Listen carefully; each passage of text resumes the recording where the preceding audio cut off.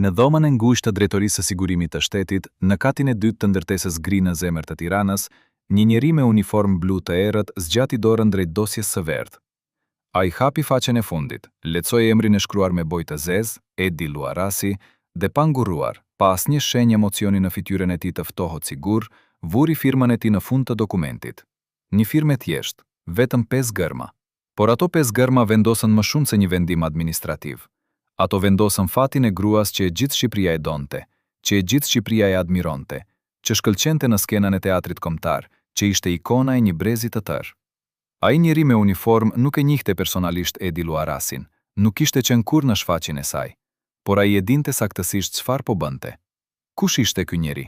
Çfarë pati shkruar në atë dosje të verdhë që e bëri të shtrëngonte penën aq fort saqë letra pati një vijë të thellë? Dëpërse pikërisht në atë moment, kur Edi Luarasi ishte në kulmin më të lartë të famës së saj, kur salla e Pallatit të Kulturës përmbyti nga duarçokitjet, kur vajzat e reja donin të ishin si ajo, kur eleganca e saj tyente të gjitha rregullat e lejuara.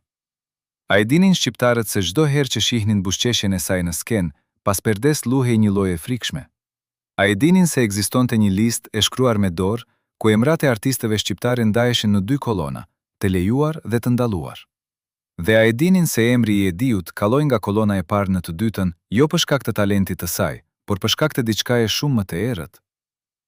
Edi Luarasi lindi në vitin 1940, në një kohë ku Shqipëria ende luftonte në mpushtimin italian.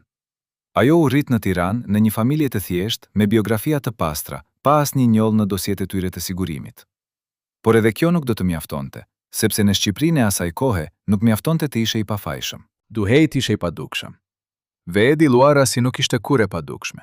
Që në moshën 16 vjeç, në vitin 1956, ajo doli për herë të parë në skenën e teatrit kombëtar. Fytyra e saj e re, e ndritur nga dritat e skenës, tërhiqte vëmendjen e të gjithëve. Ajo luante me një pasion që rrallë shihej, me një elegancë që nuk mësohej. Ajo ishte e lindur me të. Mësuesit e saj e lavdëronin, kolegët e saj e admironin, por dikush tjetër po e vëzhgonte edhe ai, një njeri që nuk u lej kurrë në sallën e teatrit, por që ishte gjithmonë aty, në korridor, në provë, në obor, duke shënuar emra në një blog të vogël. Kush ishte ky njeri? Çfarë shënonte ai? Dhe pse askush nuk guxonte t'i pyeste asgjë? Në fillim të viteve 60, Edi Luarasi u bë një nga aktreset më të dashura të Shqipërisë. Ajo luante në dramat më të rëndësishme, në shfaqjet që transportoheshin në të gjithë vendin. Por kishte diçka në mënyrën se si ajo jetonte çdo personazh që bënte ndryshe. Ishte mënyra se si ajo i shikonte njerëzit në sy kur fliste. Ishte eleganca e saj natyrore që nuk mund të fshihej as në kostumet e thjeshtë të punëtorit socialist. Ishte fakti që kur ajo luante për dashurinë, për mallin, për dhimbjen, të rinjt në sallë nuk mendonin për partinë apo për socializmin. Ata mendonin për ndjenjat e tyre. Dhe kjo ishte e rrezikshme, sepse regjimi nuk donte që njerëzit të mendonin për ndjenjat e tyre. Regjimi donte që njerëzit të mendonin për prodhimin industrial, për normat 5-vjeçare, për armikun e jashtëm dhe për besnikrinë ndaj udhëheqësit. Çdo artist që i bënte njerëzit të harronin këto gjëra, edhe për 5 minuta, ishte një kërcënim. Dhe Edi Luarasi po bëhej kërcënim gjithnjë më i madh. Por ishte diçka tjetër që e bëri të pashpëtuar. Në dhjetor të vitit 1972, ajo u ftua të prezantonte festivalin e 11 të këngës, ngjarjen më të madhe muzikore të vendit. Ajo doli në skenën e Pallatit të Kulturës me një fustan që i linte supet zbuluar, me një elegancë që i kujtonte perëndimin, me një stil që nuk ishte parë kurrë më parë në televizionin shqiptar. Salla shpërtheu në duartrokitje, vajzat e reja e aduronin, por në radhët e para, ku ulen figura të larta të partisë, diçka ndryshoi, disa fytyra u errësuan, disa sy u ngushtuan. Dhe në pallatin e bllokut ku jetonte vetë Enver Hoxha, dikush tjetër po e shikonte atë transmetim me një shqetësim të thellë, Neçmie Hoxha, gruaja e diktatorit. Ajo pa në Edi Luarasi diçka që e trazonte, një bukuri të natyrshme, një elegancë që nuk mund të bëhej me paratë e pushtetit, një dashuri të popullit që nuk mund të urdhërohej. Dhe kjo ishte më e rrezikshme se çdo akt politik, sepse xhelozia është armë më e fortë se çdo ideologji. Unë nuk doja ta besoja atë që po shija. Kështu fillon rrëfimi i Agim Petrit, ish shofer i teatrit kombëtar, një njeri që për 30 vjet transportoi artist në shfaqje, në provë, në udhëtime zyrtare. Sot, pas kaq shumë dekadash, ai ulet përpara mikrofonit për herë të parë. Duart e tij të vjetra dridhen kur flet, por zëri është i qartë. Ishte pak kohë pas atij festivalit të famshëm, në fillim të vitit 1973. Edi Luarasi kishte luajtur në një shfaqje madhështore në Pallatin e Kulturës. Salla ishte plot, njerëzit rrinë edhe në shkallë. Unë prisja jashtë me makinën, si zakonisht. Kur mbaroi shfaqja, Edi doli nga hyrja e pasma, ajo që jepte në rrugën ansore. Ajo duke e lumtur, por papritmas, një makinë e zezë u ndal përpara saj. Nga makina zbritën dy burra me pallto të gjata. Ata nuk thanë asnjë fjalë, vetëm e kapën nga krahat dhe e futën brenda. Makina u largua shpejt. Unë beta i ngrirë, nuk dija çfarë të bëja. Por pastaj, pas 15 minutash, Edi u kthye në këmbë. Ajo ecste ngadalë, sikur këmbët nuk e mbanin dot. Fytyra e saj ishte e bardhë si arr. Kur hyri në makinë nuk tha asnjë fjalë, vetëm uli kokën dhe mbështeti ballin te xhami i ftohtë. Agjim Petrit bën një pauzë të gjatë. Ai mbyll syt sikur po riveton atë skenë. Unë e pyeta, çfarë ndodhi Edi? Ajo nuk u përgjigj menjëherë, por pastaj me një zë kaq të ulët sa mezi dëgjohej, ajo tha: "Më thanë që nëse nuk ndryshoj stilin tim, nuk do të kem më skenë." Unë nuk pyeta më, sepse e dija se pyetjet në atë kohë ishin të rrezikshme edhe për atë që pyeste. Por çfarë kishte bërë Edi Luarasi që i shqetësonte aq shumë? Në qershor të vitit 1973, Enver Hoxha mbajti një fjalim të famshëm kundër shfaqjeve të huaja në kulturë. Ai nuk e përmendi Edin me emër, por të gjithë e kuptonin se për kë fliste. Ai foli për influencat borgjeze, për stilin e dekadencës perëndimore, për artistët që harrojnë se në shërbim të kujt duhet të jenë. Këto fjalë ishin dënim, jo në gjykat, por diçka më e keqe. Dënim në mendjen e popullit, dënim në zemrën e sistemit, dënim që nuk ishte apel, që nuk ishte mbrojtje, që nuk ishte fund. Pas atij fjalimi gjithçka ndryshoi. Drejtori i Teatrit Kombëtar e thiri Edin në zyrë dhe i tha: "Edi, ti je aktore e talentuar, por duhet të kuptosh se arti është në shërbim të popullit dhe të partisë." Ajo i pranoi, ajo tha po me kokë, por në zemër ajo nuk mund ta pranonte plotësisht. Pastaj erdhën vërejtjet më të hapura. Në mbledhjet e kolektivit artistik filluan të lindeshin zëra kritik. Disa kolegë, disa prej tyre miq të vjetër, filluan të ngrenë çështje për individualizmin e tepruar të Ediut, për stilin e huaj që po futej në llojin e saj, për tendencat burbane që mund të ndieshin në disa role. Këto akuza tundën sikur të dukeshin teknike, profesionale, por në të vërtetë ato ishin politike. Ato ishin mënyra se si sistemi fillonte të ngushte rrethin rreth një artiste që po bëhej shumë e pavarur, shumë e dashur, shumë e fuqishme.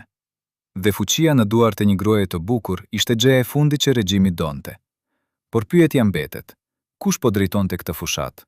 Kush ulej në tavolina të mbullura dhe shkruante raporte për Edi Luarasin? Kush vendoste se cilat role ishin të lejuara dhe cilat jo? Kush vendoste se kush mund të luante dhe kush duhej të heshte përgjithmonë? A ishin vetëm burokrat të ftohtë që zbatonte urdhra, apo ishin njerëz që e njihnin Edin, që kishin pirë kafe me të, që kishin qeshur me të, por që tani e shikonin si konkurrente të rrezikshme? Vetëm 5 njerëz e dinin të vërtetën e plotë. 5 njerëz që ulën në një dom pa dritare në katin e tretë të ndërtesës së sigurimit dhe diskutonin për fatin e Edi Luarasin sikur të fliste për statistika dritrash apo për norma prodhuese. Emrat e tyre nuk u zbuluan kur zyrtarisht. Dosjet e tyre u fshehën apo u dogën në kaos viti 1991, kur sistemi rasi kështjell letre. Por disa gjurmë mbetën, disa fjalë të pëshpëritura, disa dokumente të fragmentuara, disa kujtesa të njerëzve që ishin në periferitë asaj dome dhe që dëgjuan gjëra që nuk duhej të dëgjonin. Sipas këtyre burimeve, grupi përbëhej nga një sekretar partie që mbikëqyrte kulturën, një oficeri të lartë të sigurimit që specializohej në monitorimin e intelektualëve dhe artistëve, një drejtori administrativ i Teatrit Kombëtar që ishte informatori kryesor, një kritik teatral që shkruante analizë ideologjike për shfaqjet dhe një persona të pestë, një njeri misterioz që në dokumente referohej vetëm me inicialet NH dhe që sipas disa dëshmive kishte autoritetin më të lartë në vendimmarrje. Cilet ishin këta njerëz vërtet? A jetonin jetë normale? A kishin familje, fëmijë? A shkonin në shfaqje dhe duart trokiste? Dhe pastaj ditën tjetër ulën dhe vendosnin se cili artist duhet të zhdukej nga skena. Ata vendosën të fshinin të vërtetën për aq kohë sa ishte e mundur, sepse e dinin se Edi Luarasi nuk ishte thjesht një aktore, ajo ishte simbol. Ajo ishte bukuria që regjimi nuk mund ta kontrollonte. Ajo ishte eleganca që nuk mësoi në shkollat e partisë. Ajo ishte shpresa e atyre që besonin se femra mund të ishte e bukur pa u fajsuar, e talentuar pa u friksuar, e dashur pa u ndëshkuar. Dhe pikrisht për këtë arsye, ajo duhej të ndallohej. Po shumë njerëz që ishin afër Ediut nuk e dinin se ajo tashmë ishte në mbikëqyrje. Ata nuk e dinin se çdo bisedë e saj në kantinën e teatrit regjistrohej. Ata nuk e dinin se çdo mikiri që takonte kontrollohej. Ata nuk e dinin se madje edhe bashkëshorti i saj, regjisori Mihal Luarasi, ishte bërë shënjestër e veçantë e sigurimit, sepse ai ishte njeri i talentuar, me ide të reja, me vizion që nuk përshtatej me shablonin. Veç çifti Luarasi së bashku, ajo me bukurinë dhe talentin e saj, ai me krimtarinë dhe guximin e tij, ishin bërë shumë të rrezikshëm për një sistem që mbaje me frikë. Por kishte një detaj që ata 5 njerëz e dinin, veç e publiku nuk e dinte. Pas fjalimit të Enver Hoxhës, pas kritikave në mbledhjet e kolektivit, pas paralajmërimeve të heshtura, Edi Luarasi nuk u tërhoq. Ajo vazhdoi të luante me të njëjtën pasion, me të njëjtën elegancë. Ajo vazhdoi të besonte se talentet e saj do ta mbronin. Ajo vazhdoi të besonte se dashuria e popullit do ta bënte të paprekshme. Por ajo nuk e dinte se në dosien e saj të verdhë që ruhej në raftet e sigurimit, tashmë kishte mbi 150 faqe raporte. Veç në majtë e asaj dosie, dikush kishte shkruar me bojë të kuqe: rrezik për stabilitetin ideologjik, influencë negative në masat, lidhje familjare me element problem.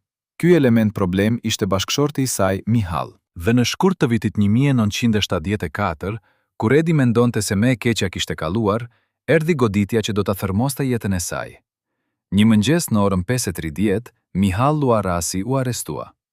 Ai u akuzua për agitacion dhe propagandë kundër shtetit. Asnjë provë vërtet, asnjë gjykim i drejtë, vetëm 8 vjet burg. Edi mbeti vetëm. Ajo shkoi në të gjitha zyrat, në të gjitha instancat, u lut, qau, kërkoi drejtësi, por askush nuk dëgjoi. Dhe një javë më vonë ajo mori letrën që e priste. Largjim nga teatri kombëtar për shkaqe të paveprueshmërisë ideologjike. Kjo ishte fundi i karrierës së saj, kjo ishte fundi i ëndrrës së saj, por jo fundi i dënimit të saj. Sepse pas kësaj, ajo u dërgua të punonte si robaqepse në fabrikën Migjeni. Ajo që kishte shkëlqyer në skenat më të mëdha të vendit, tani qepte pantallona në një sallë të ftohtë, të zhunshme, të mbushur me gratë që e shikonin me mëshirë. A e dinte ajo se çfarë kishte ardhur? A i pati arritur ndonjë paralajmërim? Apo ishte qasti që ajo zgjoi një mëngjes dhe gjeti botën e saj të shkatëruar pas një shpjegim, pas një të drejtë për të mbrojtur, pas një shpresë për kthim? Dhe pyetja që mbetet edhe sot, kush mori vendimin final? Kush shkruante ato raporte me bojë të kuqe? Kush firmos dokumente që e dërguan në harres? A ishte thjesht një burokrat i ftohtë, apo ishte dikush shumë më afër pushtetit, dikush që e shikonte Edin si kërcënim personal, si bukuri që nuk mund të tolerohej, si elegancë që bënte të ndihej të pavlefshme? Në shtator të vitit 1974, një mjek i Spitalit Qendror të Tiranës shënoi diçka të çuditshme në kartellën mjekësore të Edi Luarasin. Por ai e fshiu atë shënim pak më vonë me një vijë të zezë dhe shkroi një diagnozë tjetër më neutralizuese. Doktor Arben Qani, që sot jeton i moshuar në pension, rrëfen për herë të parë atë që pa në tetor të atij viti, kur Edi u soll në urgjencë në një gjendje të rëndë, pa ndjenjë, me një temperaturë që arrinte 41 gradë. Ajo erdhi e shoqëruar nga 2 gra nga fabrika ku punonte, jo nga familja apo nga miqtë e vjetër të teatrit, thot doktor Qani, me një zë që dridhet nga mosha, por edhe nga pesha e kujtimeve që nuk ja kishte treguar kurrë askujt. Kur e ekzaminova, pash diçka që nuk kishte kuptim mjekësor. Simptomat nuk përputhen me asnjë sëmundje të zakonshme. Kishte shenja të dëmtimit të brendshëm të organeve, por pa asnjë arsye të qartë. Unë e pyeta se çfarë kishte ngrënë, çfarë kishte pirë, ku kishte qenë ditët e fundit. Ajo nuk më përgjigjej saktë, sikur ishte në një gjendje konfuzioni. Por kur fillova të shkruaja në kartel diagnozën time figjestare, një intoksikimi që duke i huaj për organizmin, një infermier më thiri jashtë dhe më tha me një ton të prerë: "Doktor, kjo është çështje delikate, ju lutem shkruani që është grip i rënd." Unë nuk e kuptova menjëherë, por pastaj, kur pash se në korridorin e spitalit po pritej një oficer me uniform, kuptova se kjo nuk ishte pacientja ime, kjo ishte dikush që vëzhgohej nga struktura të tjera. Ajo që doktor Qani nuk guxoi të thoshte atëherë, por që sot e thot me një dhimbje të thellë, ishte se ai dyshonte fuqimisht për një formë të ngadaltë të helmimit që ndodhte gjatë javëve të fundit. Diçka që administrohej në doza të vogla për të mos lënë gjurmë të qarta, diçka që e dobësonte trupin dhe shpirtin e Ediut, por që në sytë e opinionit publik dukej si thjesht një rënje e shëndetit nga stresi dhe nga kushtet e vështira të punës në fabrik. Në atë kohë, spitalet nuk ishin thjesht vende shërimi, vazhdon doktor Qani. Ato ishin pjesë e sistemit. Çdo diagnozë duhet miratojë. Çdo raport mjekësor kallonte në përduar që nuk ishin mjekësore. Dhe nëse ti shkruaje diçka që ngrinte dyshime për një krim shtetëror, ti nuk do të ishe më mjek për shumë kohë. Prandaj ai shkroi: "Grip i rënd me komplikacione, nevojitet pushim." Por e vërteta ishte shumë më e errët. Edi Luarasi po vdiste ngadalë, dhe dikush po e siguronte që kjo të dukej natyrale, që kjo të mos gjonte pyetje, që kjo të mbyllej në heshtje, ashtu siç ishin mbyllur edhe qindra histori të tjera në atë kohë. Por kush ishte përgjegjës për këtë? Kush dërgonte urdhra që mjekët të fshihin të vërtetën? Dhe çfarë po i jepej Ediut që trupi i saj, i cili kishte qenë kaq i fortë dhe i shkëlqyer në skenë, tani po kolapsonte me një shpejtësi që nuk shpjegohej dot? A e dinte ajo vetë se po hellmohej? A ndjente diçka të çuditshme në atë që hante në mensen e fabrikës? Apo ishte stresi, frika dhe trishtimi që po e konsumonin kaq shumë sa që trupi i saj thjesht nuk mundi më. 2 javë pas asaj vizite në spital, Edi Luarasi u kthye në fabrikë. Ajo nuk kishte zgjidhje tjetër. Pa punë nuk kishte ushqim, pa ushqim nuk kishte jetë. Por kolegja e saj e afërt, Vjolca Mërkuri, që sot jeton në fshat, veçera dakord të fliste vetëm me kusht që të mos përmendej emri plot i saj në dokumente zyrtare, tregon një detaj që ngrin gjakun. Unë e vëzhgoja Edin çdo ditë. Ajo kishte humbur peshë në mënyrë të frikshme. Dora e saj dridhej kur merrte rrotullën e qepjes. Por më e çuditshme ishte kjo. Çdo ditë, në orën 11:30, një grua e veshur me rroba të thjeshta, por që nuk punonte në fabrik, i jepte një fillçan caj Ediut. Ajo i thoshte: "Ky është nga shoqëria jote, për të dhënë forcë." Dhe Edi e pinte. Ajo mendonte se ishte dashamirësi. Por unë vura re se ajo grua nuk i jepte caj askujt tjetër, vetëm Ediut. Dhe çdo herë pas atij çaji, Edi bëhej më e dobët, më e zbeth, më e hutuar. Vjolca ndaloi së foluri për 20 vjet. Ajo kishte frikë, sepse kur një ditë ajo u përpoqti ja tregonte Ediut dyshimin e saj, 2 ditë më vonë ajo vetë u thirr në zyrën e drejtorit të fabrikës dhe u paralajmërua: "Ti duhet të kujdesesh për punën tënde, jo për jetën e të tjerëve." Ajo kuptoi mesazhin, ajo heshti, por tani, dekada më vonë, ajo heshtja e diek si zjarr. "Unë nuk mund ta ndalloja", thot ajo me lot në sy, por unë e di që ajo grua nuk ishte thjesht një kolegje e mirë. Ajo ishte e dërguar për një qëllim të caktuar, dhe ai qëllim ishte të sigurohej që Edi të mos rrimkëmbej kurrë, që shëndeti i saj të rënohej ngadalë, pa zhurmë, pa skandal, pa akuza që mund të provoheshin. A ishte kjo vërtet?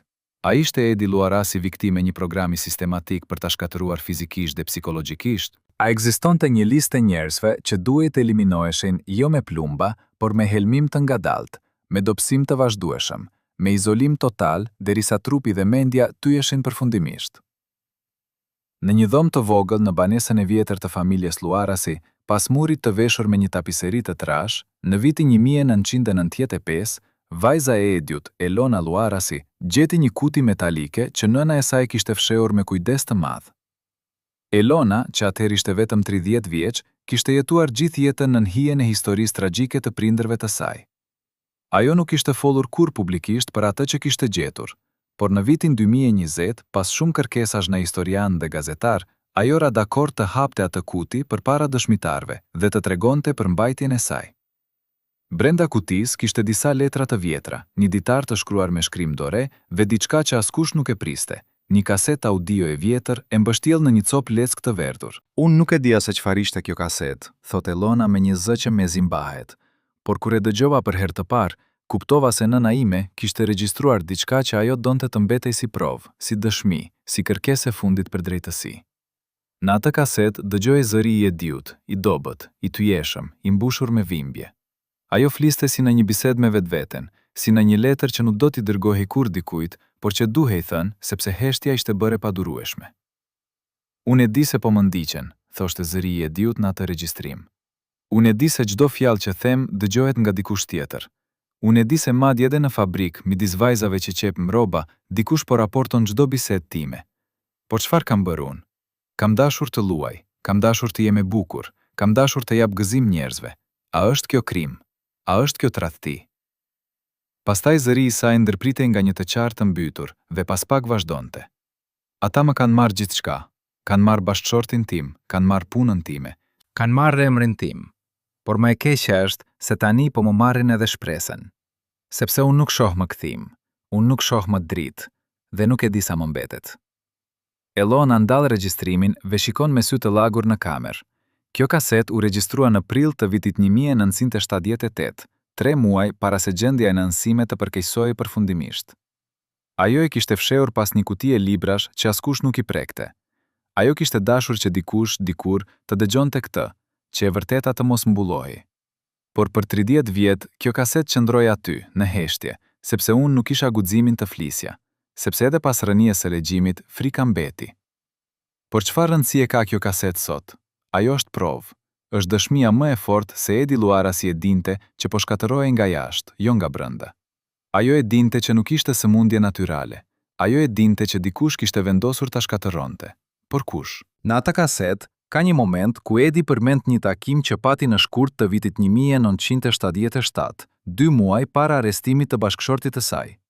Ajo thot, një grua që e njohja vetëm me emër, erdhi te unë pas një prove në teatr.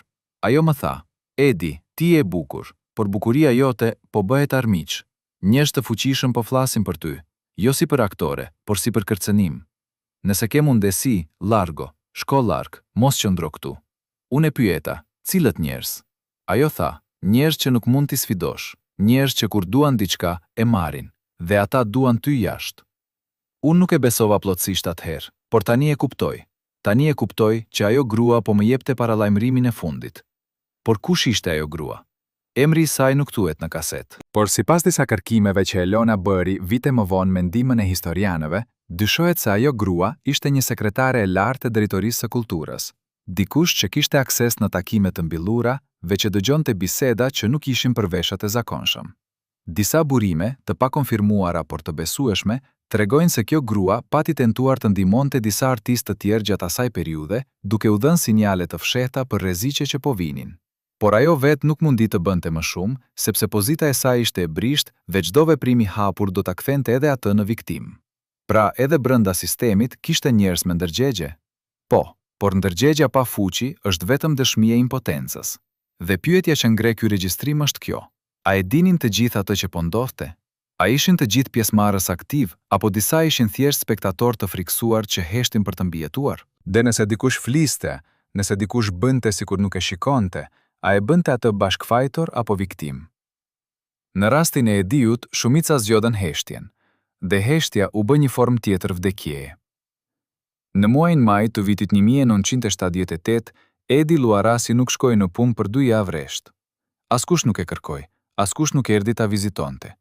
Ajo jetoi vetëm në banesën e saj të vogël, e izoluar, e harruar. Por kishte një njeri që nuk e harroi, një fqinje vjetër, Liri Hoxha, që kishte jetuar në të njëjtin pallat për 30 vjet. Liri, që tani është 80 vjeç dhe që jeton në një shtëpi pleq në afërsi të Durrësit, rrëfen me një trishtim të thellë atë që pa, veç që nuk guxoi të thotë për dekada. Unë e dëgjova atë natë, thot Liri me një zë që mezi dëgjohet. Ishte ora 3 pas mesnatës. Dëgjova një zhurmë të fortë si diçka që kishte rënë në dysheme. Pastaj një brit të mbytur. Unë dolla në korridorin e errët të pallatit dhe shkova te dera e Ediut, Trokita. Askush nuk më përgjigj. Trokita më fort. Pastaj dëgjova një zë shumë të dobët që thoshte, "Ndihmë." Unë provova të hap derën, por ishte e kycur. U ktheva në banesë dhe mora çelsin që Edi më kishte dhënë vite më parë për emergjencat. Kur hapa derën, pash një pamje që nuk do ta harroj kurrë. Edi ishte shtrirë në dysheme, pranë kuzhinës, e veshur me një fustan të vjetër që ishte i njohur nga djersa.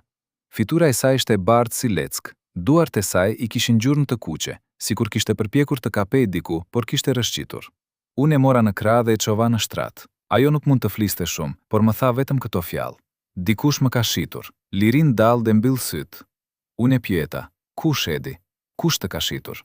Ajo nuk më përgjigj qartë, por ajo përsëriti fjalën Mihali. Unë e kuptova që ajo po fliste për bashkëshortin e saj që ishte në burg, por pastaj ajo shtoi. Ata i thanë që nëse dëshmon kundër meje, do të lihet më herët. Unë nuk e besoja dot. Kjo ishte aq e egër, aq mizore. Por edhe kjo ishte mënyra se si sistemi funksiononte. Ai të detyronte të tradhtoje për të mbijetuar.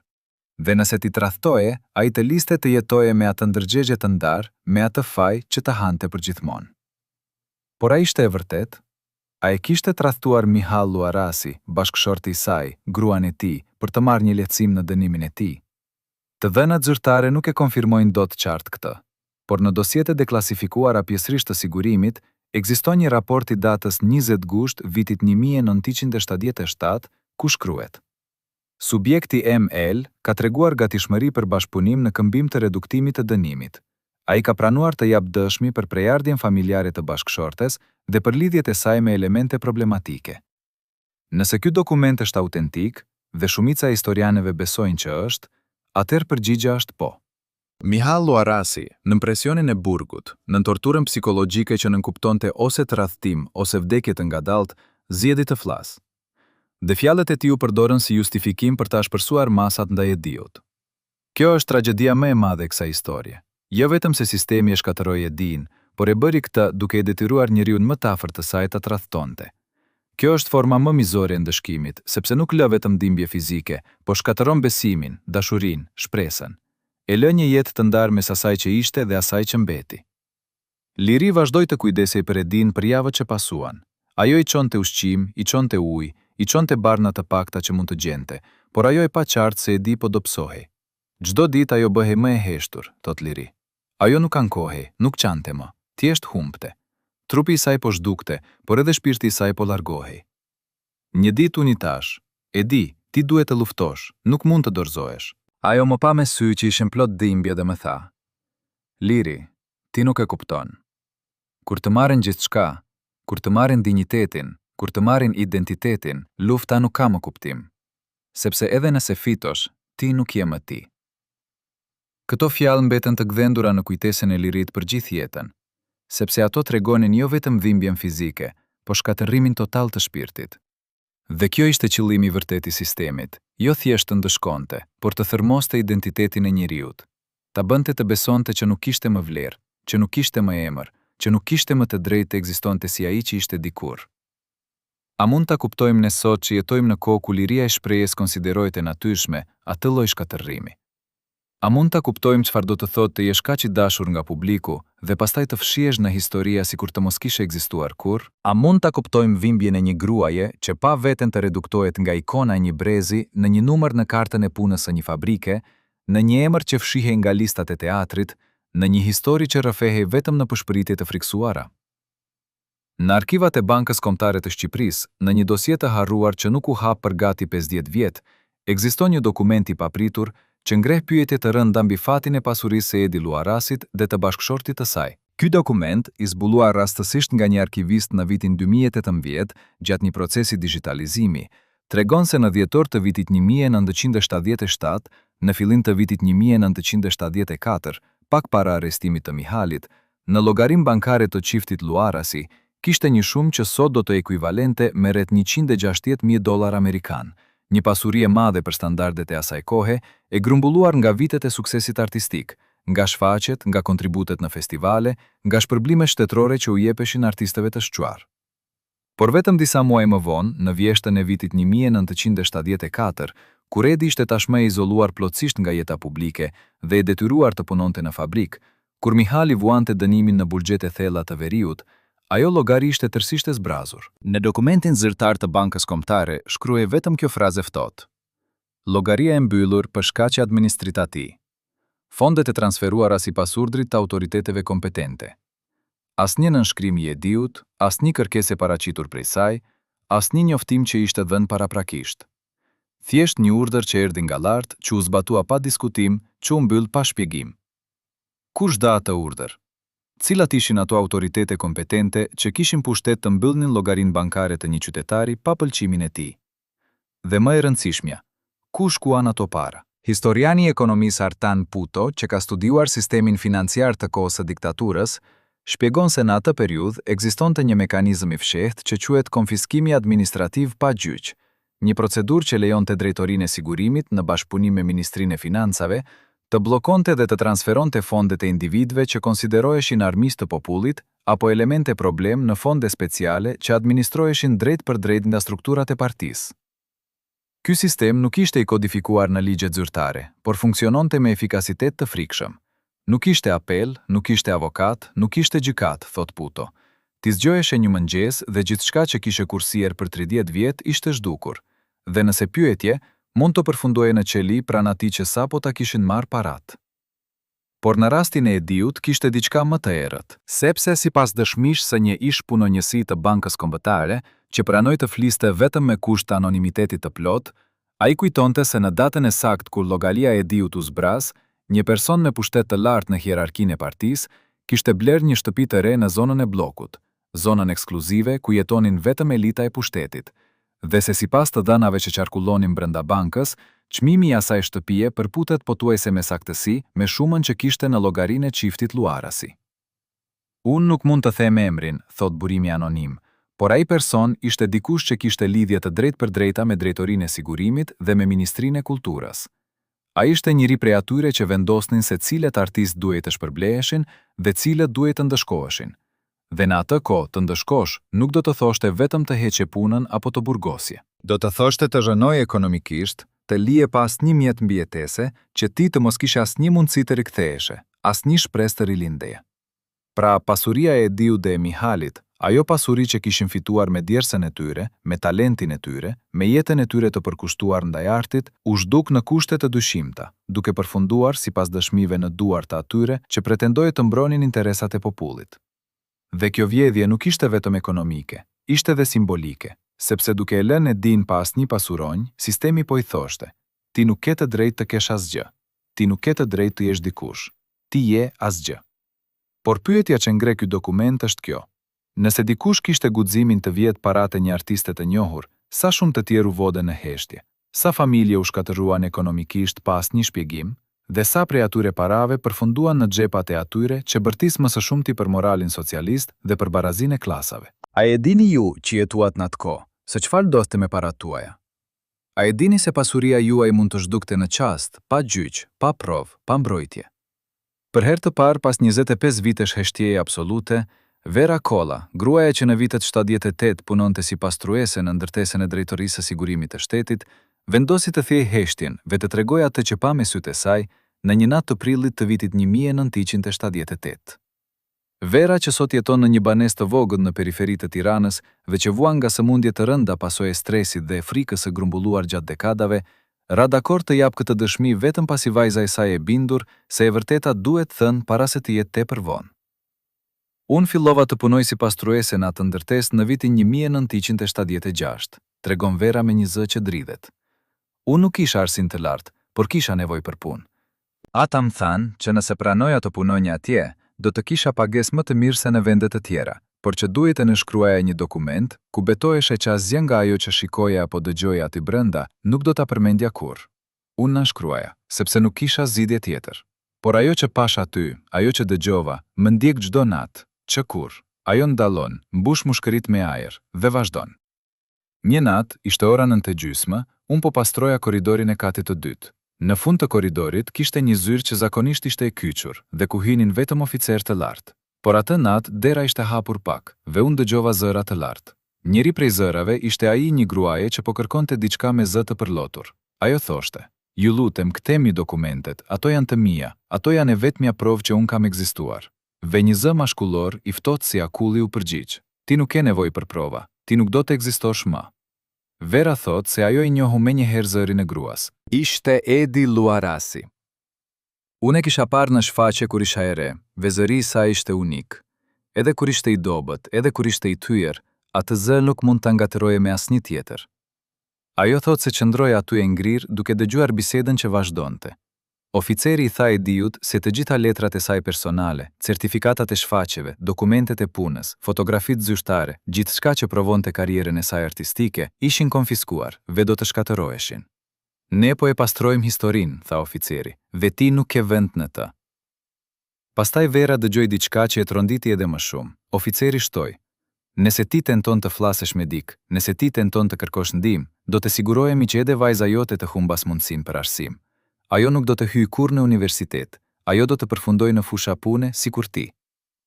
Kjo kërcënim ishte maja e mizorës, sepse Edi kishte një vajzë të vetme, Eloen, që ishte shpresa e saj e vetme, arsyeja e saj e vetme për të vazhduar të jetonte. Dhe sistemi e dinte këta. Sistemi e përdorte këtë si armë më të fortë se çdo burgim apo torturë fizike. Vera thot se pas asaj nate, ajo nuk foli kurrë me askënd për atë që dëgjoi. Unë kisha frikë, unë kisha familje. Unë nuk doja që edhe unë të bëhesha viktim, por pyetja që ajo vë sot me dhimbje të thellë është kjo: sa shumë njerëz si unë heshtën? Sa shumë njerëz pan padrejtësi, pan mizori, por zgjodhen të mbijetonin duke mbyllur syt? A jemi ne fajtor? A jemi ne bashkëpunëtor të sistemit? Apo jemi thjesht njerëz të dobët që u munguam guximi? Kjo pyetje nuk ka përgjigje të thjeshtë. sepse në një sistem ku çdo fjalë e gabuar mund të çonte në shkatërrim, heshtja bëhej strategji mbijetese. Por heshtja kolektive krijoi një ambient ku krimet bëheshin normale, ku padrejtësitë pranonin si rutinë, ku viktima izolohej aq shumë sa që ndjehej se askush nuk e dëgjonte, askush nuk e kujtonin, askush nuk do ta shpëtonte. Dhe kjo izolim të plot është forma më mizore e dënimit. Sepse ngjerju, në fundit, është qenie sociale. Dhe kur ti të marrin shoqërinë, kur të marrin lidhjet njerëzore, kur të bëjnë të ndihesh i padukshëm, ti fillon të vdesësh edhe para se të ndalojë të rrah zemra. A e dini ju që shkoni çdo ditë në punë, veç që shikoni padrejtësi në vendin tuaj, në rrugën tuaj, në familjen tuaj, se çfarë do të thotë të heshtësh? A e dini se heshtja nuk është neutralitet, por është zgjedhje? Veç çdo herë që ne zgjedhim të heshtim përpara padrejtësisë, ne bëhemi pjesë e saj.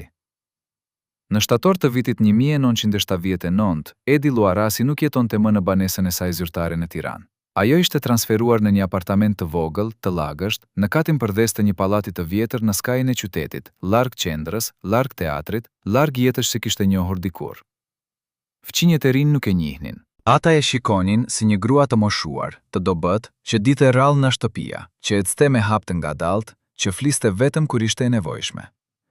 Askush nuk e dinte se ajo ishte Edi Luarasi, ikone një brezi. Askush nuk e dinte se ajo kishte qenë artiste e adhuruar, sepse sistemi e kishte fshirë kaq mirë sa edhe kujtesa kolektive filloi ta harronte. Por brenda asaj banese të vogël, Edi ruante një sekret të fundit, diçka që askush nuk ja kishte marrë dot ende. Ajo ruante një jetë të dytë, të fshehur, një botë paralele, ku ajo ishte ende ajo që ishte dikur. Në vitin 2021, gjatë procesit të shitjes së asaj banese pas shumë vitesh boshllëk, punëtorët që hapën murin e kuzhinës për të riparuar instalimet e vjetra, zbuluan një ndarje të vogël, të fshehur me kujdes, ku ishin vendosur 23 libra shënimesh të shkruar me dorë nga Edi Luarasi. Këto libra, që sot ruhen në arkivin kombëtar si dokumente me rëndësi historike, tregojnë një histori tjetër, një histori që nuk u ta kur publikisht. Histori e mendimeve, e ëndrave, e këngëve që ajo shkroi, por nuk u kënduan kur, e skenarit të shfaqjeve që ajo imagjinoi, por nuk u montuan kur, e letrave drejtuar atyre që e kishin tradhtuar, por që nuk u dërguan kur. Në një prej atyre librave, në faqen e datës 10 shkurt vitit 1979, Edi shkruan këto fjalë. Kam filluar të kuptoj se jeta ime tashmë nuk është në duart e mia. Unë jetoj në një vend ku nuk kam emër. Unë jetoj në një trup që nuk më njeh më. Unë jetoj në një botë ku gjithçka që kam dashur më është ndaluar. Por ka një vend ku ata nuk mund ta hyjnë. Ka një vend ku unë jam ende unë, dhe ajo është brenda këtyre faqeve. Ajo shkruante çdo natë. Shkruante për kujtimet e skenës, për ndjenjat e atyre momenteve kur salla e Pallatit të Kulturës shkëlqente nga dritat dhe brohoritit e publikut e mbushnin me një grohtësi që askush nuk mund ta merrte dot. Ajo shkruante për bashortin e saj, për dhimbjen e tradhtimit, por edhe për kuptimin se në një sistem që ushtroi presione të tilla, tradhtimi nuk ishte zgjedhje, por ishte mbijetesë. Ajo shkruante për vajzën e saj, për shpresën që ajo të kishte një jetë më të mirë, një jetë ku bukuria dhe talentet nuk do të ishin mallkim, por bekim. Dhe ajo shkruante për veten e saj, për atë që kishte qenë dhe për atë që kishte mbetur, për humbjen e identitetit dhe për luftën e brendshme për ta ruajtur atë identitet në një farforme, edhe nëse vetëm në letër. Këto libra janë dëshmia më e fortë se Edi Luarasi nuk u dorëzua plotësisht.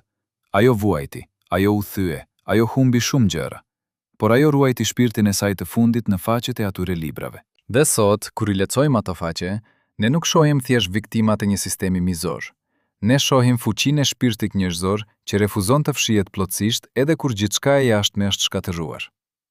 Por pyetja që këto libra ngren është kjo: pse duhej që Edi Luarasi të fshihej që të jetonte? Pse duhej që ajo të shkruante në heshtje, në errësirë, në frikë, vetëm për veten e saj? Përse një shoqëri që pretendonte të ishte e barabartë, që pretendoje të respektonte talentet e popullit, dëboi një nga zërat më të bukur që kishte prodhuar kush? Përse fëmijët e asaj kohe, që u zhritën duke dëgjuar emrin e Ediut me admirim, u zhritën duke besuar se ajo ishte armike e popullit? Këto pyetje mbeten pa përgjigje, sepse ata që mbajnë qellësat e së vërtetës ende heshtën.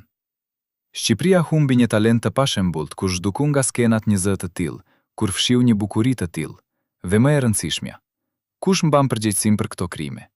kush duhet të kërkoj falje. Dhe amgjafton të thuash, ishte sistemi, kur brenda ati sistemi kishte njerëz konkret që nënshkruanin urdhrat, që shkruanin raportet, që vendosnin se kush do të jetonte dhe kush do të fshihej? A e dini ju që jetoni sot në një Shqipëri që pretendon të jetë e lirë, se sa histori si kjo ekzistojnë ende të pathapura? Sa familje mbajnë ende sekrete që nuk guxojnë t'i thonë? Sa të vërteta janë ende të varrosura në dosje të mbillura, në kujtesa të heshtura, në frikë që nuk ka vdekur edhe pse sistemi ka rënë? Në arkivat e Komitetit Qendror të Partisë së Punës, të fshehura për dekada në një dhomë të veçantë që hapej vetëm me autorizim të lartë, ekziston një listë e cila mbeti e panjohur për publikun deri në vitin 2019. Kjo listë, e shkruar me makinë shkrimi të vjetër mbi letër zyrtare me vull të kuqe, mban titullin e ftohtë Artist dhe Intelektual, kategoria e veçantë e monitorimit. Në atë listë, që përmban 123 emra, emri Edi Luarasit shfaqet në pozicionin e 26, i nënvizuar me laps të kuq dhe me një shënim në margjinat e djathtë që thot vetëm kaq: prioritet maksimal, vendim në pritje të aprovimit final nga niveli më i lartë. Ky dokument, i zbuluar nga historiani Petrit Sinani gjatë një kërkimi për një libër mbi censurant kulturore, tregon diçka që publiku nuk e dinte.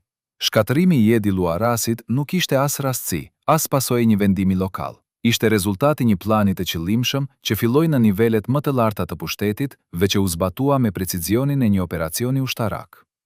Por kush shkroi atë listë? Kush vendosi se këta njerëz, këta artistë që kishin dhënë gjithçka për kulturën shqiptare, duhej të monitoroheshin, të ndiqeshin, të ndëshkoheshin? Sipas dëshmive të disa ish funksionarëve, që pranuan të flasin me kusht anonimiteti, lista hartohej çdo vit nga një komision i vogël që përbëhej nga përgjegjësi sektorit të kulturës në Komitetin Qendror, një përfaqësuese i Drejtorisë së Sigurimit që specializohej në mbikëqyrjen e intelektualëve dhe një person të tretë që referohej vetëm si konsulenti i lartë, por që sipas shumë burimeve ishte dikush me lidhje të drejtpërdrejta me familjen e Enver Hoxhës.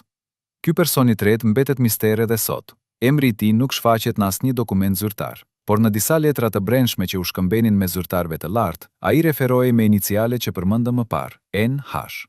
Disa historianë besojnë se këto iniciale i përkasin Neshmije Hoxhës, bashkëshortes së diktatorit, gruas që kishte ndikim të jashtëzakonshëm në çështjet kulturore dhe që sipas dëshmive të shumta ndjente një antipati të thellë ndaj grave të bukura dhe të talentuara që tërhiqnin vëmendjen më shumë se ajo vetë. Neshmija ishte grua shumë e zgjuar, shumë e kultivuar, por edhe shumë xheloze. Tregon një ish funksionare e Ministrisë së Kulturës që punu në vitet 70. Ajo e dinte se bukuria e Ediut, eleganca e saj natyrale, dashuria që publiku i tregonte, ishin gjëra që asnjë pozitë zyrtare nuk mund t'i jepte asaj. Dhe kjo e bënte Edin një kërcënim. Jo kërcënim politik në kuptimin klasik, por kërcënim psikologjik. Sepse kur ti je gruaja e diktatorit, por nuk je e dashur prej popullit, dhe kur sheh një aktore që është e adhuruar vetëm për talentin dhe bukurinë e saj, kjo të djeg. Dhe nëse ke pushtet, ti e përdor atë pushtet jo për të ndërtuar, por për të shkatruar atë që të bën të ndihesh inferior. Por a ka prova konkrete që Neshmija ishte personi që drejtoi fushatën kundër Ediut? Provat direkte mungojnë, sepse dokumentet më të ndjeshme u fshehen apo u dogjen. Por ekzistojnë prova indirekte që janë shumë të forta. Në korrik të vitit 1973, pak pas fjalimit të famshëm të Enver Hoxhës kundër influencave borgjeze në kulturë, u mbajt një mbledhje mbyllur në blok, ku morën pjesë vetëm 15 persona të zgjedhur me kujdes. Në regjistrin e atij takimi, që u deklasifikua pjesërisht në vitin 2017, thuhet: u diskutua nevoja për pastrim të mëtejshëm të skenës artistike nga element që përcojnë vlera të huaja dhe që ndikojnë negativisht te masat. U propozua një listë me emra konkret për masat administritavi. Propozimi u miratua pa kundërshtime. Kush bëri atë propozim? Kush ishin ata emra? Një dëshmi e dhënë nga ish oficerit i sigurimit Agim Mësonj, që jetoi vitet e fundit të jetës së tij në vetmi dhe që ra dakord të fliste para se të vdiste në vitin 2009, thot kështu: unë isha në dhomën ngjitur kur u mbajt ajo mbledhje. Unë nuk hyra brenda, por dëgjova zëra. Dëgjova zërin e një gruaje që fliste me autoritet të madh. Ajo po thunte emra, dhe njëri prej atyre emrave ishte Edi Luarasi. Ajo thoshte: kjo grua ka krijuar një imazh që nuk përputhet me modelin ton të gruas socialiste. Ajo duhet hequr nga ekspozimi publik përpara se të bëhet modeli gabuar për brezinë e ri. Pastaj dëgjova zërin e Enverit që tha: në rregull, merrni masa. Pra nëse kjo dëshmi është e vërtet dhe shumica e historianëve besojnë që është, vendimi për të shkatëruar Edi Luarasin nuk erdhi nga një zyrtar i thjesht, erdhi nga maja e sistemit, erdhi nga ata që jetonin në pallate luksoze ndërsa predikojnë barazi, që hanin ushqime të importuara ndërsa populli ushqehej me racione, që mbajnë fjalime për moralin socialist ndërsa jetonin me privilegje të pandeura. Dhe vendimi i tyre nuk bazohej në asnjë krim të vërtet që kishte bërë Edi, bazohej në frikën dhe xhelozin, në dëshirën për të kontrolluar çdo aspekt të jetës, edhe atë më intimën, edhe atë më artistiken. Sistemi nuk toleronte asgjë që nuk mund ta kontrollonte plotësisht. Dhe Edi Luarasi, me bukurinë e saj të natyrshme, me talentin që nuk mund të mësojë në asnjë shkollë partie, me dashurinë që njerëzit ja jepnin vullnetarisht dhe jo me urdhër, ishte diçka që sistemi nuk mund ta kontrollonte. Prandaj duhej eliminuar, jo me plumbat, sepse kjo do të krijonte martir, por me izolim, me shpifje të ngadalta, me shkatërim ekonomik, me helmim gradual të shëndetit dhe të shpirtit, derisa personi të zbris aq poshtë sa askush të mos e njihte më, derisa të bëhej hije e vetvetes, derisa të vdiste pa bërë zhurmë, pa lënë gjurmë, pa u kujtuar nga askush. Kjo ishte arti i vrasjeve pa gjurmë që sistemi e përsosi, dhe Edi Luarasi u bë një nga viktimat më të ndritura të këtij arti të zi. Në shkurt të vitit 1974, pak ditë para se Mihal Luarasi të arrestohej, ai u thyrë në zyrën e drejtorisë së sigurimit për një bisedë informale, siç e quajtën ata. Asnjë akuzë zyrtare nuk ishte ngritur ende, asnjë procedurë ligjore nuk ishte filluar. Por në atë dhomë të vogël, të mbyllur, pa dritare, Mihali u ul përballë dy oficerëve dhe një dokumenti që ndryshoi gjithçka. Ky dokument, që u zbulua në arkivat e sigurimit në vitin 2017 dhe që u publikua për herë të parë në vitin 2020, ishte një formular i parapërgatitur i titulluar Deklaratë Vullnetare e Bashkëpunimit. Dokumenti ishte i shkurtër, vetëm një faqe, por përmbajtja e tij ishte shkatërruese. Ai kërkonte që nënshkruesi të pranonte, të jepte informacion të detajuar për antarët e familjes, për lidhjet sociale, për bisedat private, për pikpamjet politike të bashkëshortes dhe të afërmve, në këmbim të trajtimit preferencial në procesin hetimor që do të hapej së shpejti. Nuk ishte kontratë zyrtare, ishte kurtat. Ishte mënyra se si sistemi transformonte njerëzit në tradhtar të familjeve të tyre, duke u dhënë zgjedhjen false. Ose bashkëpuno dhe shpëto pak veten, ose refuzo dhe shkatërohu plotësisht. Sipas dëshmisë së një ish oficeri që ishte prezent në atë takim, Mihali fillimisht refuzoi të nënshkruante. Ai u ngrit nga kariga dhe tha: "Unë nuk kam bërë asgjë të keqe dhe nuk kam çfarë të them për gruan time që të mos dihet tashmë", tregon ish oficeri. Por atëherë njëri prej kolegëve të mi nxori një dosie tjetër dhe ja vuri përpara. Ishte dosia e vajzës së tij, Elonës. Aty shkruhej që nëse Mihali refuzonte bashkëpunimin, vajza do të përjashtohej nga shkolla, do të humba çdo mundësi për të vazhduar studimet dhe do t'i caktojë punë në miniera në veri të vendit në kushte shumë të vështira. Mihali e lehtësoi atë dhe fytyra e tij u bë e bardhë. Ai lëkundi, u ul përsëri, zuri penën me dorë që dridhte dhe nënshkroi. Ajo firmë ishte fillimi i fundit. Sepse në javët që pasuan, Mihali u thyrë disa herë dhe çdo herë u detyrua të jap informacion.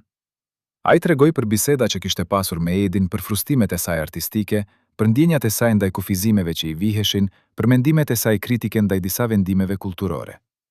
Këto fjalë që ishin thënë në intimitetin e shtëpisë, në besimin e dashurisë bashkëshortore, u shndërruan në prova në dosjen e Ediut. U përdorën për ta akuzuar atë për gjende ideologjike të pasigurt dhe për ndikim negativ në familjen socialiste. Mihali nuk donte ta bënte këtë, por sistemi e detyroi. Dhe kjo është tragjedia më e madhe. Sistemi nuk i ndëshkonte vetëm njerëzit, por i ktente ata kundër njëri tjetrit, i bënte të tradhtojnë ata që donin më shumë, duke krijuar pllagë që nuk do të mbilleshin kurrë.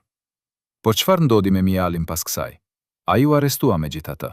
Edhe pse bashkëpunoi, edhe pse ra dakord të fliste, ai nuk u shpëtua, sepse sistemi nuk kishte fjalën deri. Ai e përdori Mihalin për të marrë informacionin që donte, dhe pastaj e hodhi në burg ashtu siç kishte planifikuar që në fillim.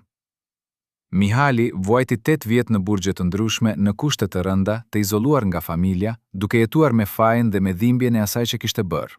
Dhe kur u lirua në vitin 1982, ai u kthye në një burg të thyër. Trupi i tij ishte dobësuar nga uria dhe nga puna e rëndë fizike që detyrohej të bënte në burg. Por më e rëndësishme, shpirti i tij ishte shkatëruar nga ndërgjegja. Ai dinte që fjalët e tij kishin kontribuar në shkatërimin e gruas së tij, dhe kjo e hante çdo ditë. Fqinje që e pan pas lirimit tregojnë që ai nuk fliste gati as pak, që ecte me kokën ullur, që shmangej nga njerëzit. Ai shkoi ta vizitonte Edin vetëm një herë, pak javë pas daljes në burgu. Takimi i tyre, si pas dëshmisë së Liri Hozhës që ishte fqinj, zgjati vetëm disa minuta. Unë i dëgjova zërat përmes murit, thot Liri. Mihali i kërkoi falje. Ai çau, por Edi nuk tha asgjë. Ajo vetëm heshti, dhe ai u largua dhe nuk u kthie më kurr. Ata nuk u takuan më. Ata jetonin në të njëjtin qytet, por ishin bërë të huaj për gjithmonë. Dhimbja e tradhtimit ishte shumë e thellë për t'u shëruar, dhe kjo ishte pikërisht ajo që sistemi donte. Jo vetëm të shkatëronte individ, por të tërmoste lidhjet njerëzore, të shkatëronte besimin, dashurinë, familjen. Kontrata që Mihali nënshkroi nuk ishte rast i veçantë, ishte model që përdorej sistematikisht. Në arkivat e sigurimit ekzistojnë qindra dokumente të ngjashme ku bashkëshort, prindër, vëllezër, miq u detyruan të nënshkruanin deklarata bashkëpunimi në këmbim të premtimeve të rreme. Disa prej tyre bashkëpunuan dhe u ndëshkuan megjithatë, disa refuzuan dhe u shkatëruan plotësisht. Asnjë zgjedhje nuk ishte e mirë, asnjë rrugë nuk çonte në shpëtim. Sistemi ishte projektuar që të mos linte asnjë mundësi fitoreje. Do dokumenti që Mihali nënshkroi atë ditë, shkurti, është simboli më i plot i kësaj mizorie. Një cop letër që transformoi nga burr i ndershëm në tradhtar, nga mbështetje në armik, nga dashnor në fajtor. A mund ta kuptojmë ne sot që jetojmë në kohë ku kontratat janë mbrojtje ligjore, se çfarë do të thoshte të nënshkruash një dokument që të detyronte të shkatërosh jetën e personit që do? A mund ta gjykojmë Mihalin për atë që bëri? Apo duhet ta kuptojmë që ai ishte viktimë edhe ai, e kapur në një sistem ku çdo zgjedhje ishte e keqe, ku mbijetesa kërkonte sakrifica, që asnjë njeri i ndershëm nuk duhet të detyrohej të bëjë kurrë. Në dhjetor të vitit 1979, Edi Luarasi nuk dilte më nga shtëpia. Shëndeti i saj ishte përkeqësuar aq shumë sa edhe ecja e thjeshtë ishte bërë e vështirë. Vajza e saj, Elona, që ishte martuar dhe jetonte në një qytet tjetër, vinte ta vizitonte sa herë që mundej. Por edhe këto vizita ishin të kufizuara, sepse bashkëshorti i saj ishte paralajmëruar nga vendi i punës që lidhjet me element problematik mund të ndikojnë negativisht në karrierën e tij. Pra edhe familja u shpërnda, edhe lidhjet më të afërta u thyen nga frika dhe nga presioni i sistemit. Në njërin prej librave të saj të fundit të shënimeve, në faqen e datës 25 dhjetor vitit 1979, Edi shkrua një paragraf që është ndër më të dhimbshme që u shkruan ndonjëherë nga një artist shqiptar. Sot është dita e Krishtlindjeve. Unë e di që ne nuk festojmë këtë ditë zyrtarisht, por kur isha fëmijë, familja ime e festonte në fshehtësi. Sot, për herë të parë në jetën time, unë jam plotësisht vetëm. Nuk ka zhurmë, nuk ka dritë, nuk ka ngrohtësi. Vetëm heshtje. Dhe në këtë heshtje, unë dëgjoj zërin e vetes sime që më pyet. A ke ekzistuar vërtet? A ishin ato vite në skenë reale, apo ishin ëndër? Sepse tani, kur askush nuk më kujton, kur askush nuk më përmend, kur askush nuk e thot emrin tim, është sikur të mos kem jetuar kurrë. Është sikur gjithçka që kam bërë të jetë fshirë. Dhe kjo është vdekja më e keqe. Jo vdekja e trupit, por vdekja e kujtesës. Këto fjalë tregojnë jo vetëm dhimbjen fizike, por edhe shkatërimin ekzistencial. Edi Luarasi po përjetonte atë që filozofët e quajnë vdekja sociale, gjendje ku ti jeton ende biologjikisht, por shoqëria të ka shpallur të vdekur, të ka hequr nga historia, të ka fshirë në kujtesa kolektive. Dhe kjo formë vdekje është më mizore se çdo torturë fizike, sepse të le pa identitet, pa kuptim, pa ekzistencë sociale. Dhe në një shoqëri ku ekzistenca sociale përcaktohej plotësisht nga shteti, kjo do të thoshte asgjësim absolut. Por Edi nuk ishte plotësisht vetëm. Kishte një person që vazhdonte ta vizitonte me rregullsi. Një mjek që preferoi të mbetej anonim, profesionist që e kishte ekzaminuar vite më parë, dhe që nuk ishte harruar asnjëherë atë që kishte parë. Ai me rrezikun e karrierës së tij shkonte çdo muaj ta vizitonte Edin, i çonte barna që mund të gjente, i ofronte ndihmë mjekësore pa kërkuar pagesë. Unë nuk mund ta shpëtoja dot, thot doktori sot me lot në sy, por të paktën mund ta bëja të ndihej që dikush e kujtonte, që dikush e respektonte, që dikush e dinte kush ishte ajo vërtet. Në njërin prej vizitave të fundit, në mars të vitit 1980, doktor Cani i tha Ediut: "Ju keni qenë artiste e mave, dhe pavarësisht nga gjithçka që ka ndodhur, ju mbeteni e tillë. Historia do t'ju kujtoj." Edi e pa me sy të lodhur dhe i tha: "Jo, doktor, historia shkruhet nga ata që fitojnë, dhe unë nuk fitova." Por doktor Cani nuk u dorëzua. Ai filloi të mblidhte dokumente, fotografi, letra, të gjitha gjurmët që mund të gjente për jetën e Ediut. Ai e fshithe ato në shtëpinë e tij, duke ditur që nëse zbuloheshin, edhe ai do të ndëshkojë. Por ai beson që e vërteta duhej ruajtur, që dikur kur sistemi të binte, njerëzit do të dinin çfarë kishte ndodhur. Dhe ai kishte të drejtë, sepse në vitin 1991, kur regjimi ra, kur njerëzit dollën në rrugë duke kërkuar liri dhe drejtësi, kur arkivat filluan të hapen dhe dosjet e sigurimit filluan të shpallosin sekretet e tyre të errta, historia e Edi Luarasit filloi të dëgjohet sërish, por ishte tepër vonë. Por Edi jetoi deri në vitin 2021 duke parë rënien e sistemit që e shkatërroi. Ajo u kthie në skenë në vitin 1991 me triumf, por plagët e 20 viteve të heshtura nuk u shëruan kur plotësisht. Pa asnjë fjalë lamtumire, pa asnjë ceremoni zyrtare, pa asnjë lajmërim në shtyp. Vdekja e saj u raportua si vdekja natyrale nga smundje e zgjatur. Por ata që e njohën historinë e saj e dinin të vërtetën. Ajo nuk vdiq nga smundje. Ajo vdiq nga shkatërimi sistematik që ju bë, nga helmimi gradual i trupit dhe i shpirtit, nga izolimi total që e la pa shpresë dhe pa forcë për të vazhduar.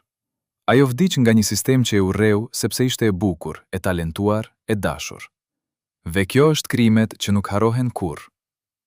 Sot, më shumë se 40 vjet pas vdekjes së Edi Luarasit, emri i saj është rikthyer gradualisht në kujtesën publike. Disa shfaqje teatrale janë montuar për të kujtuar jetën e saj. Disa libra janë shkruar për të dokumentuar tragjedinë e saj. Disa gazetarë dhe historian kanë hullumtuar dosjet dhe kanë publikuar të vërtetën që u fsheh për dekada. Por pyetja mbetet, a është kjo e mjaftueshme?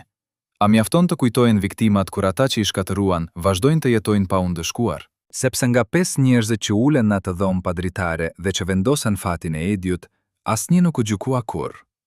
Disa vdiqën në pleqëri të qetë, në shtëpitë e tyre të rehatshme, të rrethuar nga familjet e tyre, pa u përballur kurrë me drejtsinë për atë që bën. Disa madje shkruan kujtime ku paraqiten si viktima të sistemit edhe ata vetë, duke fshirë përgjegjësinë e tyre personale. Dhe kjo është dhimbja më e madhe për familjet e viktimave. Të shikosh që ata që shkatëruan jetët e të dashurve të tu jetojnë në paqe, pa ndëshkim, pa pendim, pa drejtësi.